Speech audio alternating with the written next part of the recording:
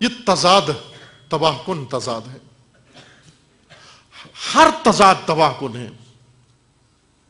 کہ انسان زبان سے مسلمان ہو جائے، ذہن سے مسلمان ہو جائے، عمل میں غیر مسلمان ہو جائے. پاکستان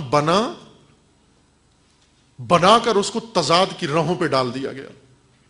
اسلام کے نام پر بنا، مسلمانوں کے لیے بنا، برطانیہ سے نظام لا کے اس پر نافذ کر دیا گیا. یہ تضاد ہے. ہندو سے جدا کر کے انگریز کا غلام بنا دیا گیا.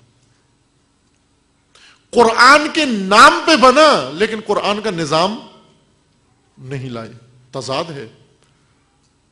سب جھگڑے اس وجہ سے ہیں، تضاد کی وجہ سے.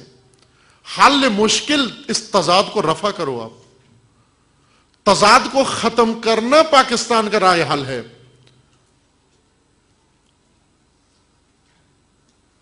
جناب سیدہ نے قیام کیا، ناراحت ہوئی. کس چیز پر ناراحت؟ اس متضاد زندگی پر، اس متضاد رویے پر، اس تضاد کا شکار اسلام پر، اس تضاد سے بھرے ہوئے دین پر، اس تضاد میں شکار ڈوبی ہوئی امت سے ناراض ہوئی.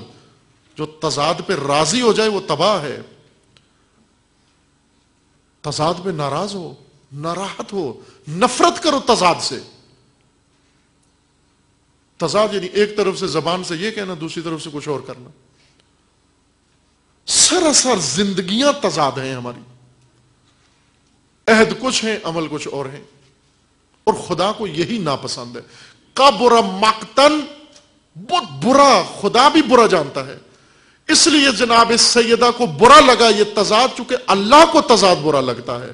کبر مقتن عند اللہ، اللہ کے نزدیک سب سے بڑی برائی، سب سے سنگین برائی یہ ہے ان تقولوا ما لا تفعلون، تم زبانوں سے کچھ اور کہو، عمل میں کچھ اور کرو. اسی کا نام منافقت ہے. منافقت جب انسان کے قول و فعل میں تضاد آ جائے، جب ظاہر و باطن میں تضاد آ جائے، ٹکرانا شروع ہو جائیں.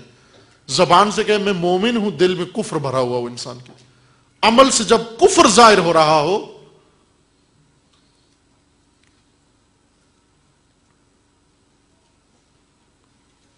اقبال کا یہ شعر ہے نا کہ خدا سے تجھ کو کیسے ہے، بتوں سے محبت، خدا سے نا امیدی، مجھے بتا تو صحیح کہ اور کافری کیا ہے. بتوں سے تجھ کو محبت، خدا سے نا امیدی. بتوں سے محبت ہے تجھے، اللہ سے نا امید ہے تو پھر مجھے بتا اور کافری کیا ہے. مجھے بتا تو صحیح کہ پھر کافری کیا ہے. کافری اور کس کو کہتے ہیں؟ اسی کا تو نام ہے کافری. نا امید ہونا اللہ سے، بتوں سے امیدوار ہونا، غیر الہی نظام کا سہارا لینا. اللہ کے نظام سے مایوس نہیں ہو سکتا. کتنی مایوس ہے ملت، وہ کتنا مایوس ہے شیعہ مملکت پاکستان میں کہ یہاں ہر گند نافذ ہو سکتا ہے. امامت کی بات کرو کہتے نہیں ہو سکتا. وہ مجھے بتا تو صحیح کہ پھر کافری کیا ہے. کیوں نہیں ہو سکتا؟ جناب سیدہ اس تضاد پر برہم تھی. تم امت رسول ہو، کلمہ رسول اللہ کا پڑھتے ہو، شہادت اللہ کی دے رہے ہو، اظہار اپنا دین کا کرتے ہو. کیا کیا ہے تم نے؟